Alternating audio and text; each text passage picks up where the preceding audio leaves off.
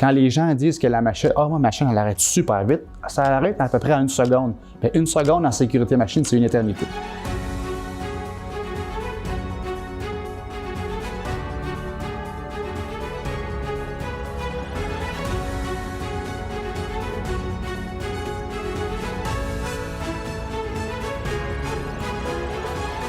C'est quoi la formule? On pourrait peut-être l'afficher autrement aussi pour que vous puissiez comprendre c'est quoi là, visuellement la formule. Mais la formule, le calcul de distance de sécurité, c'est K fois T. Donc K étant une constante de temps, qui est un temps fixe qu'on a déterminé avec les normes, qui est par exemple 1600 mm/s, ou si on le prend en pouces, c'est 63 pouces/seconde. C'est cette constante de temps-là multipliée par tous les temps que j'ai mentionnés tantôt. Le temps de réaction du rideau, le temps de réaction du relais de sécurité, le temps de réaction d'arrêt de la machine. Donc tous ces petits temps de réaction-là doivent être additionnés ensemble, multiplié par la constante de temps.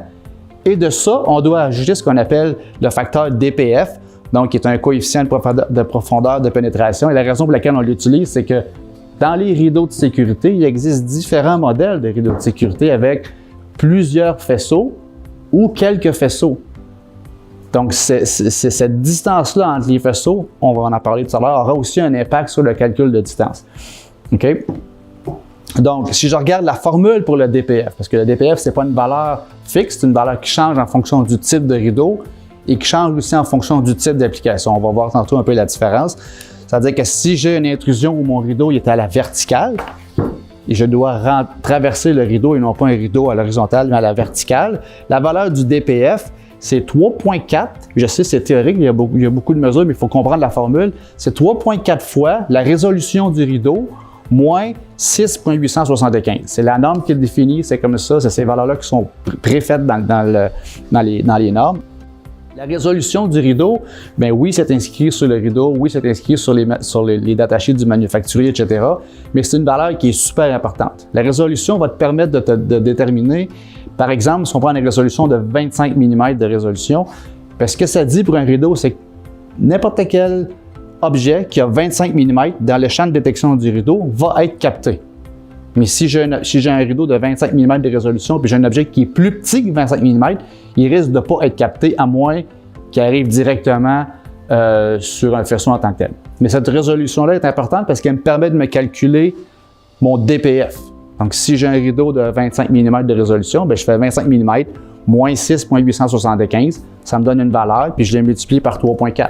Cette valeur-là doit être ajoutée à mon calcul de distance de sécurité qui est coté plus le DPF. Donc, c'est une valeur qui est importante à obtenir et à calculer parce que toute votre installation va découler de où le rideau va être installé. Okay? Donc, si votre machine prend énormément de temps à arrêter, par exemple 1 seconde à arrêter, bien, juste avec la formule de 1,6 mm par seconde, mais si votre machine totale, tous vos temps total prend 1 seconde à arrêter, bien, je vais installer mon rideau à 1,6 m plus mon DPF. Et juste faire une petite parenthèse sur le 1,6 m/s ou 1600 mm/s, c'est la vitesse qu'on prend pour... en fait, ils ont uniformisé cette vitesse-là. Au lieu de prendre différents types de vitesses, ils l'ont uniformisé. Mais c'est la vitesse que vous avez soit pour marcher dans une usine pour se rendre à un danger, ou la vitesse que votre main fait. Fait que cette vitesse-là est plus lente que cette vitesse-là. Fait qu'ils ont pris le worst case scénario ou le pire des situations. Fait que le 1,6 ou le 1600 mm/s, c'est une valeur qui a été calculée puis qui est définie par les normes et qui fait du sens. C'est pas une valeur qui est aléatoire. On a vu tantôt que si la machine arrête en 1 seconde, je vais minimalement être au moins à 1,6 m de la machine ou du danger. Donc, dans certains cas, c'est un désavantage. On sait tous que le pied carré dans une usine, c'est super important. On va toujours se mettre le plus proche possible du danger, mais il faut le faire de façon correcte. Alors, merci beaucoup pour votre participation à cette présentation. La prochaine étape, en fait, le sujet de la prochaine capsule sera de regarder maintenant que j'ai choisi le rideau de sécurité, il faut faire la sélection du matériel en conséquence. Il y a plein d'accessoires, il y a plein d'éléments qui viennent autour de ça. Alors, c'est important d'aller dans cette direction-là pour être sûr de faire la bonne sélection.